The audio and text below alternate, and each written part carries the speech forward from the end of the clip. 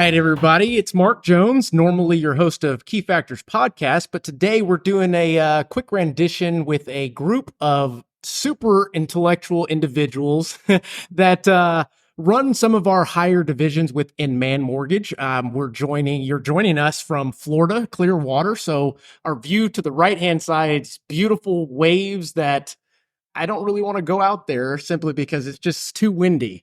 But we've got some pretty cool topics that we want to discuss in a brief amount of time, but I want to real quick introduce the folks that are on this podcast with me. So first off, let's start on the right-hand side. We've got Caleb Wilson. Caleb, how you doing? Doing good. Yeah? Let's get close to that mic. Matter of fact, if y'all want, you can just hold the mic because they're so doggone big. All right.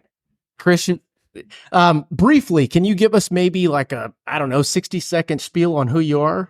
Not necessarily a spiel, but who are you? CFO here at Mann Mortgage for the last 4 years. A career in cap markets as well as audit and big accounting firms there in Denver for a while. So joined right before COVID hit, which for anyone in the mortgage industry would know it's I came in with all my plans and everything obviously blew up in the mortgage arena. Held on for what we saw as industry highs for a couple of years, and now we're going through one of the largest troughs at the moment. Yeah, it's interesting. And as we talk about wild rides, I have Chris Laughlin to my immediate right, who is in charge of our secondary and capital markets and kind of the, you talk about the Wizard of Oz. He's the man behind the curtain, pulling the strings and all that jazz. Chris, how are you? I'm doing well. Thanks for having me, Mark. Absolutely. Can you tell us maybe 60-second run through of where you've been, how you got to Mann, and what you're doing for us now? Sure. I've been with Mann Mortgage just over a year now. I'm the head of the capital markets group here. I've spent most of my career in mortgage finance and capital markets, about 10 years with Freddie Mac and about another 8 years running capital markets for another independent mortgage company, as well as working for some hedge advisory firms as well. Very good. And most of you may be watching this or thinking that he's got an alcoholic beverage already because he's running the secondary markets, but it's not. It's just a little Celsius little thing. Very tasty. And then to my left, Corey Henderson. How you doing, brother? Absolutely. So can you tell us who you are, why, how long you've been at Mann, and what you do? Okay. 30-year veteran of the mortgage business, 25 of them here with Mann Mortgage. My latest stop is I've been the branch manager in Reno since 2005, and just happy to be here watching these hurricane-like waves crest on our shoreline here in Clearwater, blustery? Yeah, blustery. Safely within the confines of the resort. Okay, well, today what took place is we had a meeting, and I will tell you guys, great job on getting top producers together, like-minded individuals in a place that it's overly comfortable to share ideas, to share thoughts without any kind of repercussions, and actually get solid feedback. There were some curveball questions that were thrown up there on stage when you guys were on the panel. And I want to talk about some of those things. One being the first with you. I mean, everybody wants to know what are rates going to do? Yeah, absolutely. We've had some really high rates, and I guess there's a lot of pent up demand out there for something a little bit better than an 8% mortgage. So we have good news that rates are coming down. I think we can expect rates in the low to mid sixes in the near term, and then if the economy softens, probably in the high fives. But I don't want to get too ahead of ourselves yet. Sure. And as a mortgage originator, I'm asked that question probably 15 times a day. What are rates going to do? What are rates going to do? And I think I should probably wear a shirt that says, if I knew, I wouldn't be doing this. Yeah. That's advice. So as we head into, or we've been in uncharted waters, kind of like what we're looking at outside, how tough is it to manage expectations? How tough is it to manage the capital markets? And I had a follow-up question. Maybe you can start with this one, just a basic understanding of the capital markets for those maybe laymen that are watching and want to know more, interested in this. Absolutely. I guess capital markets entails everything from rate sheet creation, the rates that you see as you're locking a borrower in, all the way to selling the funded and closed loan and making sure the investor doesn't have any issues in purchasing it. So, capital markets really touches the whole life cycle of the loan, and we get into some of the more technical side of the business, I would say. I'd go even pre life cycle of the loan, selecting the products that we actually offer as well. There's a lot that goes into that, trying to make sure we have the cutting edge of a product suite to make sure we can offer to loan officers, which I wanted to back up a minute. Sure. Because we did introductions, and I know everyone who watches your podcast knows who you are, but why are you here? I think we should make sure we point that out. Good fellas, I'm here because I'm now a part of the Champions Club within Mann Mortgage. Love to be a part of it. Happy to contribute any which way I can, and also happy to soak in as much as I can, which is why it's an honor to be able to have these kind of discussions with. They always say stay in your lane, right? My lane doesn't consist of CFO duties. To a certain extent, within my own branch, it doesn't consist of predicting the market, hedging properly, and all of those things that we go through and are out of sight, out of mind until something comes up and shit hits the fan, so to speak. Right? That's right. Now we want to know. Yeah. You nailed it. I think you want as little talk about capital markets, because honestly, if people are talking about it, there might be something wrong, right? Right. So we want to run things smoothly. We want to have good rates. We want investors to purchase our loans quickly. We want all those things, and so we're always monitoring our data. We're always trying to improve our process, and actually, the net result is to get you a better potentially rate or product out there that we can ultimately, sell. Or the best available, I think, really. And you said something that I think is really important, and it's a misnomer a little bit in the industry is we really try very hard. Chris's job and the way we do capital markets is not to predict rates. We do not want to predict rates. A successful capital markets group is largely rate agnostic. I mean, there's obviously some gray area in the sense of we all feel rates are going to go a certain way, but like anyone would say, you can't predict the markets. Right. I mean, that is a dangerous game to play. And any substantial company who's been around for a long time has not made a common practice out of predicting rates. Right. Certainly, some people do really good and come in really aggressively, and they win. It's like a roulette table. I mean, to be honest with you, that's really what it comes down to. Our job is to, if you want to bet a whole bunch on black, is to put a whole bunch of red chips out there at the same time, right? So we are our hedge, and what capital markets is doing is protecting the best rates. That's the job, and it's super important to understand the difference there. Yeah, we're not taking a position when we hedge. We are truly neutral in terms of if rates go up, we're covering our day one margin. If rates go down, we're covering our day one margin. Okay, so let me ask you this: is the practice that you guys engage in, would it be more reactive or proactive, or both?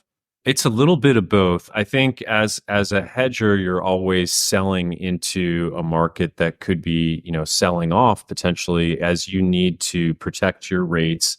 That's probably at the time you need to protect it most is probably the time where you don't want to be selling, because honestly, prices are going down, and I'm trying to protect against losing our day one margin. And so there are times where I'm thinking ahead and trying to put on some hedge coverage maybe ahead of time. To get ready for locks that are coming in, but you can't get ahead of yourself. So it's largely reactive. Yeah, that makes sense. It does make sense. Now, Corey, you've been in the business for many years, more so than myself. So plenty of wealth to get from you, and I will continue to. I got a question for you. Yes, sir. You've been through refinance booms. You've been through the ups and downs. Now we're in uncharted, so to speak, territory, and I feel like we're getting back to I don't want to say norm, but more so something that we've seen before. Yes. That we can react to, I should say. Since rates are dropping so quickly, how do you feel about the influx of refinances that are potentially going to be coming? Well, we need the volume. Thank God for that. And I know that I'm not alone.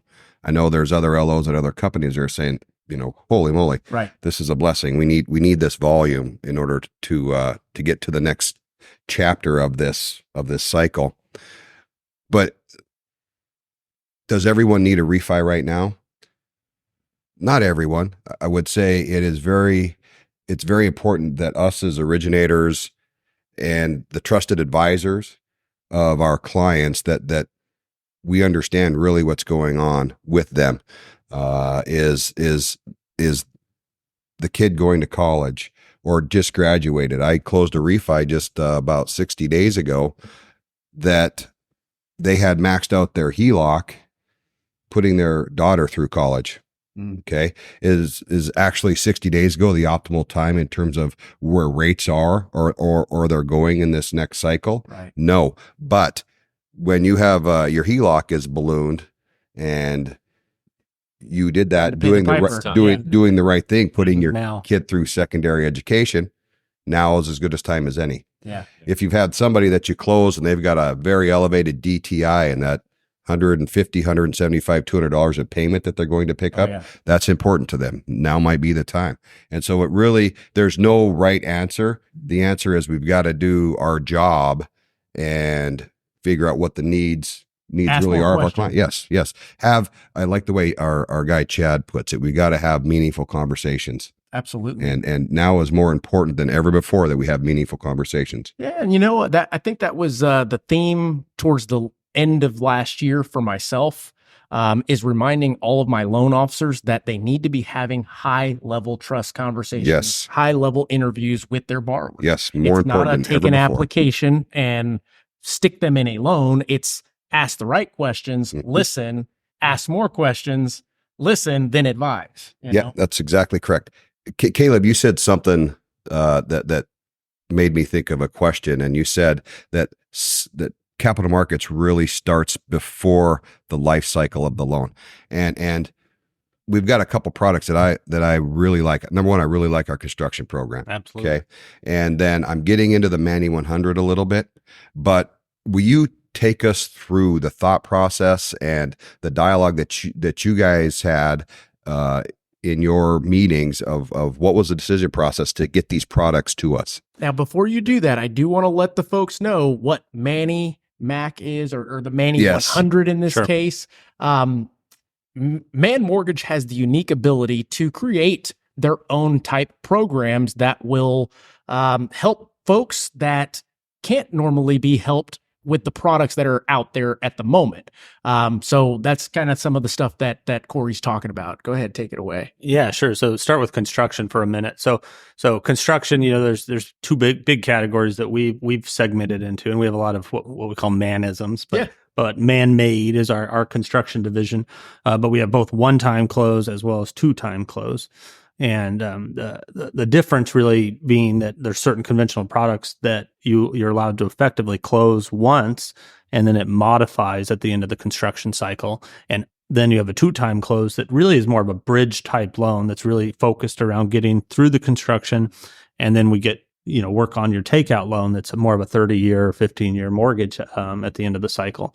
The big difference there is it costs money, as we were just talking about the hedge, it costs money to protect a rate. And both of those products don't have that feature. Only the one-time product has the feature in which we protect that rate because there's an initial close and it's just modification. Right. So that has a higher cost to it as we have to put a hedge on it. And largely, as much as we don't predict interest rates, like I just said a minute ago, there's sentiment, and we all have sentiment. I mean, to be honest with you, since 2013, the sentiment was rates were going to go up. Mm-hmm. And I'll tell you, the hedge fund or the PE firm that I was working with, and some of the hedge funds we worked with, were interest rate long for many years and struggled with the low interest rate cycle that we were seeing as rates churned, into the twos and then up to the fours and down to the twos, and so much loan cycle through those few years, and a lot of monies were lost gambling on interest rates effectively. So now we're into this cycle where rates did go up. The sentiment took place. How long did it take? Well, it took 10 years to really occur. So now you're at a point where the sentiment is rates are too high and they're probably coming down. Mm-hmm.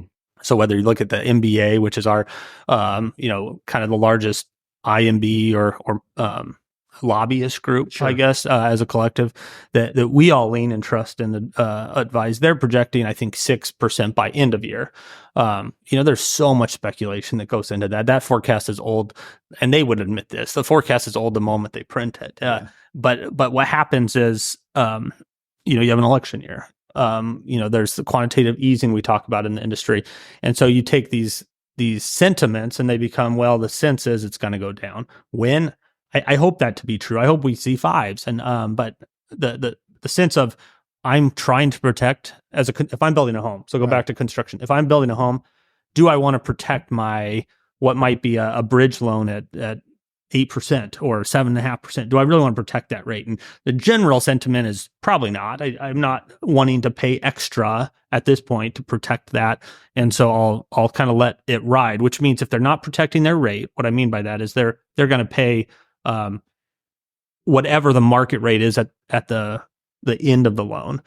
And that's because the sentiment is hopefully, lower. Now, some people come in and say, I don't care. I just want to protect the rate right now because I think maybe the consumer's personal sentiment is the world's going to blow up. And, that's for them to take that risk. And as an LO and a trusted advisor, I think, from my seat, the best advice you could ever give is we don't know what interest rates are going to do. And the second you start gambling on that, it's spooky. But those construction products, super valuable. Why we created those, I mean, they were really, the 2-time was really back when rates were 3%, Corey. They weren't, the sentiment was rates were going to go up. And so obviously the 1-time product was the one that sold. And it was like, oh my God, I'm going to be in this for 30 years. So I really like that. Mm-hmm. And it proved to be very valuable for Mann Mortgage. And we really stood up our entire platform where we do our own draws and we do everything else. That has been invaluable. And I think there's almost probably 5-to-1 that from when I talk to you, and you could probably speak to this. Yes. How many do you see come into the door, say, I want to build a home, and they end up probably doing a purchase transaction in some way? I mean, it's really hard to, in my backyard, we get the question quite often, but it's because the consumer is uneducated and not, this isn't a negative thing against consumers, right, but they're uneducated on the full gamut of that process. Of building a home. Yes. It's a little bit more daunting than what they initially anticipated or were told. More expensive. Sure. Yeah. They may have had a friend that has done it before, but the friend is in a completely different scenario, right, financially and everything else. So they believe that they can do it. Thus, I would say about 90% of everybody that comes to us initially to build a home custom ends up buying a home that's... So you're 9-to-1. Yeah. I mean, is that similar to you? Yeah. Yes, very much so. Yeah. I mean, convincing them or at least educating them on, hey, why don't you buy a house and then renovate it? Same concept. You get what you want, but you're not taking on that elongated responsibility of having to keep up with the rates, lock this and manage all these different facets to building a home when you're still, you're still doing your thing. You're still trying to make whoever it is that you're going to be, so to speak, in life. It's funny you say that. The average consumer thinks, oh, I'm going to build a house. Sticks are going in the air. When in reality, there's so much back work that goes into that. You've got to pick your general contractor. Where are the services in actuality to the lot? And when you pick your general contractor, you're entering a short-term relationship with them. Basically. So if it gets choppy, rocky during the process, nobody has any fun with it. So, I mean, there's a lot of key and very vital decisions that need to get made before sticks go in the air. And people just think, oh, sticks magically start. Yep. There's a lot of legwork that goes into it. Yeah. So. Which that ties back into the question, really. I mean, you said, how do we come up with products? We knew there would be value in that. But what you just took is a product financials value. We look back in time and we say, well, we made this much money off the product, or we were able to help this many customers with that product, is just a small piece of it. Immediately, what I do is I take that product value and you put a multiplier on it. Yeah. To you, it's worth 9-to-1. I mean, as an example, it's 900% of what the product actually is brought in. Don't you call that a mult in the business? Yeah. Yeah. Right. I've got a 9 mult for Caleb also. Right. Yes. Right. So that's, if it's 5-to-1 or 9-to-1, it's certainly more than 0. I mean, the idea that people come in, they trust you now because you've educated them on a unique, complex product. And so that was really, we knew there'd be value there. Jason Mann, our CEO, was really foundational in that. A couple of our branches needed it and we stood it up, and it's just grown a lot through COVID and post-COVID. So especially with the home inventory issues. Absolutely. Yeah, that's happening everywhere. Yeah, I think with the inventory, it's I'm glad we have it, because with the inventory problem that we have, not only in my market, but in your market, and basically coast to coast, this is something that we can help alleviate those issues and problems in our own submarkets. So I'm very thankful. Absolutely. You guys put your heads together and designed in my opinion, a very excellent product, and we're very blessed to have it. And it's nice to not be stuck as a consumer to D.R. Horton. Right. And I'm not saying anything bad about D.R. Horton, but I will. but I'm just kidding. I mean, Allow me. Stay tuned for a second part of this podcast. the big builders, you're not stuck and laden to their particular programs. All of a sudden, we opened up a market that's diverse to all these builders, and some small mom and pop builders to some mid-sized builders, and so we've seen that product help so many people. Absolutely. So, honestly, it sets Mann apart. I think I don't really know of any other independent mortgage companies that have construction products, much less have one-time and a two-time offering. So what it allows a loan officer, a producing originator, is the opportunity to compete with the builders, to compete with the credit unions, because credit unions historically, always transparent, have lower rates. Why? Because they service their own loans, they make their own rules, etc. But when you put us on the same playing field, there's no way that a bank or credit union loan officer is not going to get smoked by one of us. And what I mean by that is we'll run circles around the paper pusher because of our extensive experience and advocating for what we do as originators. Correct. Yeah. And it, rate wise, I think we're still running competitive. So, as an IMB, I think the thing I would say is, are we always going to be the best price? I mean, someone's probably losing money on a loan that we'll do right now, but we're not necessarily willing to do that. I think our goal will always be a fair price, and it's maybe not the best price, but we will be consistent. We'll get the deals closed, and we'll always be there with a fair price. But the other question you had on the Manny 100, right? I mean, that was really around a bond program concept, and anymore, like you look at demographics. Demographics are fascinating to watch, and through this post-COVID era, and long distance moves were a big thing that everyone is watching versus short distance moves. And so long distance moves have become more prevalent, but then right now no one's moving. So we're kind of waiting to see what the next line of moves will be. We've got roughly 56% of people who are what we call pent up demand. Oh yeah, definitely. I think 20% are likely to move shortly from the last survey, and another 20% is wanting, very interested, I think is what the survey read, like an architectural survey magazine. So that's an interesting metric to watch. If they move long distance, I think being the trust validator can be trickier because, first of all, who's going to get that consumer when they come into the new market? And you don't know which market they end up in with this new trending WFH thing. You don't what is know. that? And Work from home. Right. Oh. And so to come full circle, it's like licensing, as for you needing to be licensed in a certain state, or for Mann Mortgage to be able to do cross-country business becomes super important. And so on these bond programs, when people need those products and need some assistance to get into the homes, which is huge right now because it's not just inventory, it's affordability. Right. We really needed a product that kind of came out of a single state bond program. Sure. And some options that you guys could reach out with and was competitive with some of the bond programs. Not to mention with home affordability options, the bond programs are completely gummed up. Right. I mean, the delays on some of these purchases and from a cap markets perspective are incredibly in long. addition to the rates that are being offered out there by these type government bond backed loans. You compare that to what we offer and it makes better sense in many cases. So now that we've talked over all the people's heads with all this mortgage jargon, I want to bring it to reality for just a moment. You've got consumers that consume, obviously, but what they are consuming is, I don't know, programmed, intentional in one way or another.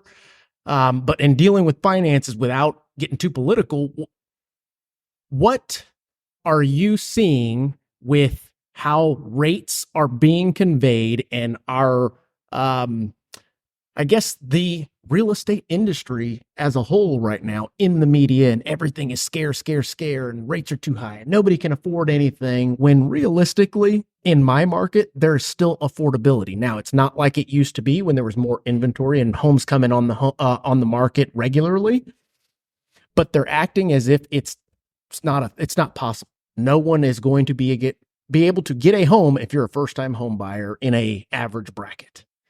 And I ask you, Chris, Yeah. because this is your No, I mean, I think you definitely get some of that where people see it's kind of like sticker shock, I would say. They see a rate that's 8% and having, been through COVID where rates were 3, and they talk to their neighbor he's just like, oh, he's so happy he has a 3.25 rate. He loves his mortgage better than he loves his house. Yeah. But in all seriousness, he doesn't want to move because it wouldn't make sense for him financially when he really does want to move. So right now, people are buying houses, even with the rates that are 6s, 7s, even 8s. But I think there's a little bit more hope now in the market in terms of like, yeah, I can get through this. I can get through a couple of years with a higher rate. I'll refinance. Right. It'll happen. So I think when people come to trust Mann Mortgage, they find that there's value in the relationship. Sure. So Corey, are you seeing anything different since we are in totally different markets? I mean, from what I'm seeing, which is literally just what I articulated there. The thing about northern Nevada, the Truckee Meadows area, is we don't have a lot of building space left. Okay. When you look at where Reno, Sparks, Carson City is situated, we're in a valley that runs north and south. There's not much east and west that we got going on anymore. If you're going to move east, you're going to another town. You're going to Fernley or out to Fallon. So the north and south corridor is really what's happening. And there's not a lot of infill that's happened yet. But people don't want to make that drive sometimes. And so you've got kind of, Reno is reshaping itself a little bit. I really think it's going to grow towards Carson City and infill some of that area, but it just hasn't been done yet. They're planning. They're planning. How long do you think that average commute is right now? Like for the suburbia new move, someone buys Okay. So if you're out in Spanish Springs, let's say, and you want to drive to South Reno, your drive time during the day is probably about a half hour. Half an hour. Okay. Where when there's no traffic, it's 12 minutes. Oh, wow. Okay. And so we've got a traffic problem. And if you're coming from LA, it's not a traffic problem. I was going to say the same. Okay. Well, that's what I mean. Like if you're coming from LA, it's not a traffic problem. But if you're an original 5th generation, Renoite, this is a traffic problem. Yeah. Okay. You're used to getting from point A to point B in 3 minutes and everybody's happy. Yeah. I think Denver's, usual commute when I was living there, whether it's south or north or east west, was probably around 45 minutes to an hour. Mm-hmm. I was kind of in that hour and willing to, do the audiobook thing. But I think that the average temperament changes, to your point, yes. the bigger you get. So it's interesting, Reno's getting to that 30-minute range already. Yes. And that brings up a good point is, I think, for example, back in the day, California went through what Texas is going through or what Florida is going through, and they run out of land, the values go up, and then they come down, and then they go up, and then influxes, etc. But people tend to start migrating outwards towards the rural areas until they become city. And I think that's what's going on in a lot of places where we talk about there's no inventory. Well, no, it just hasn't been built yet, or it hasn't adopted the new concept of this is the way life is. You can't go there and reach out and touch your job from your house. Why? Because it's just evolution. Man. Have you noticed inventory changing too, though? Because like as a man, we actually have some fun projects we're partnered on with real estate development. Mm-hmm. I find it interesting to hear how people are talking about inventory. And you go back to our fathers or our fathers' fathers, and they grew up on bunk beds or maybe 2 sets of bunk beds in the same room. And it was fine. That was the American dream. They had a house, they had, multiple kids. It feels like we've reached a point, and maybe we're actually backing off this point, but that every kid had their own room, and it might have been several hundred square feet, and every room had their own bathroom, or at least Jack and Jill type thing. And that's that home they were trading up to. And what I see a little bit is inventory shifting to a smaller home, but a nice smaller home. And some people, I've heard quotes to like, I don't want to live in a monstrosity. Yeah. I think people are getting to this point where they want those nice features or maybe a remodeled one, which is something else we should touch on is the baby boomers. Sure. Because we have an inventory price adjustment coming there, That's right. Yeah. handing it to the next generation. But have you answer the first question? Have you, as you talk to your realtor partners, are you hearing that similar shift in what people's appetite is? I think this is a tough question, but I'll tread lightly. I believe that the philosophy is everybody is trying to keep up with the Joneses. Hate to be cliche, Yeah. but social media has caused our view and our perspective of the outside world to be limited to what we see on our screens. Interesting. And that Which could feeds be a small into room. this whole idea of $1 million listing and selling rodeo and all of these. And then you see your friend that posts, and they don't ever post pictures of bunk beds. They only show you the good rooms. Right. So that continues to just stay embedded as we go through life. And I guess another point I'll try and make is we don't typically go backwards with anything technology related. We typically don't go backwards with much at all unless there's a destruction or disruption in what we're doing. And I'm talking catastrophic.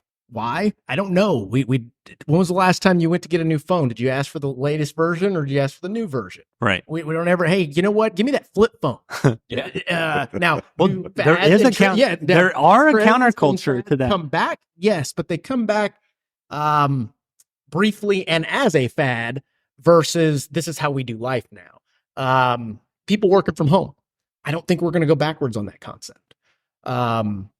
But there was a pretty heavy rebound on it, where people coming back to the office to some degree. Now, has it stabilized? It's like a dead cat bounce a bit, you know. Mhm. Did it go all the way back up? No, Right. certainly not. There was some normalization, Yeah. but I would think that in the suburban areas where there has been sprawl, that Mhm. there should be potentially a softening of the market where there was an hour-long commute. Now you have folks working from home, Sure. and they don't want to live an That's hour very away true. from the center of town. That's very true. And I think that may unfold in years to come. I don't Yeah. think it's like going to be a quick, Yeah. like, I'm I'm thinking of Washington D.C. and actually some of the areas out in Loudoun County where it used to be like an hour commute to get Yeah. into even to right into Tyson's Corner, Virginia, or into D.C. Mhm. itself.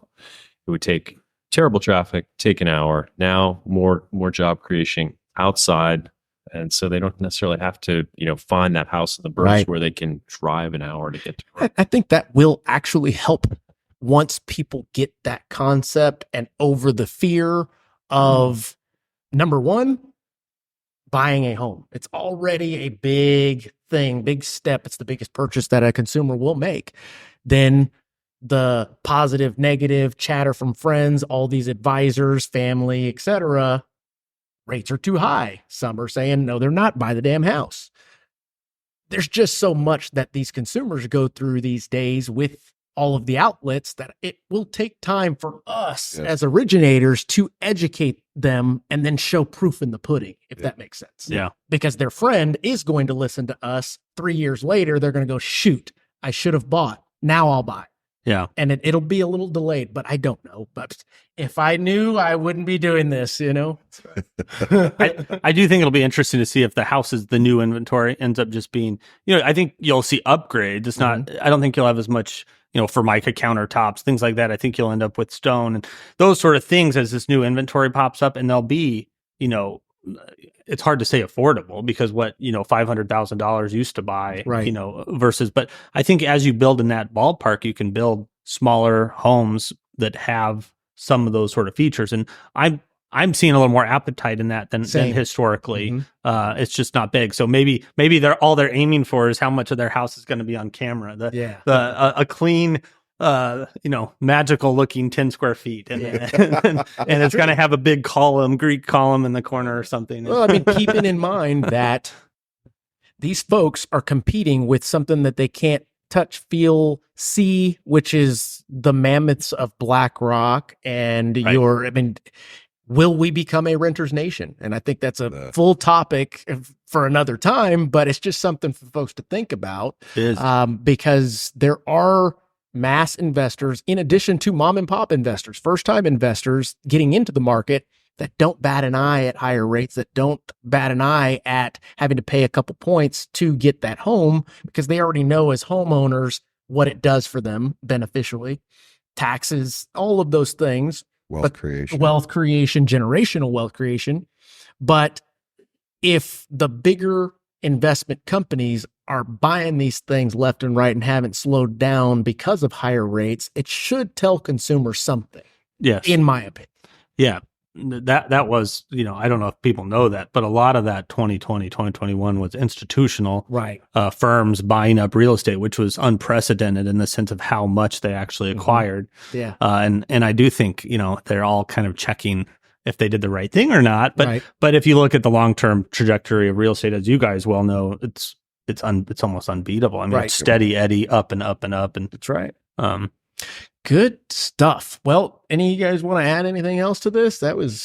We talked about a whole lot. Yeah, we covered a lot of ground in a We'll short be amount able of to- time. Holy cow, that was like pop, pop, pop, pop. Well, I guess folks out there listening, we appreciate you tuning in. Gentlemen, thank you for taking the time to jump on this and 100%. share your knowledge. Congratulations to you, Mark. Well, thank Yeah. you. Hey, good Thank you, job, by thank the way. you. You're raising the bar up around here. And Well, I I'm glad to appreciate that. share that bar with gentlemen like yourselves. Oh. Truly. Thank you. Because I do believe that we have to continue the passion that we have for what we do. Yes. It's not about the money. It's about getting people into homes Mhm. and elevating their future generations to things that, honestly, thinking back 20 years, I didn't think I would be here. I had no clue. of This course life not. is a Yeah. life that, yes, we created for ourselves, but I had to get educated to even know what it was even about. So, But you and Corey, as champions, need to get out and surf some of these 30-foot wells. Yeah, no. That's a hard pass on that, brother. that's awesome. But sincerely, congratulations to both of you guys Thank for you. making it. Yep. All right. Well, again, thank you guys for tuning into this. You got a whole lot of knowledge in a short period of time. Thanks again. Thanks, guys.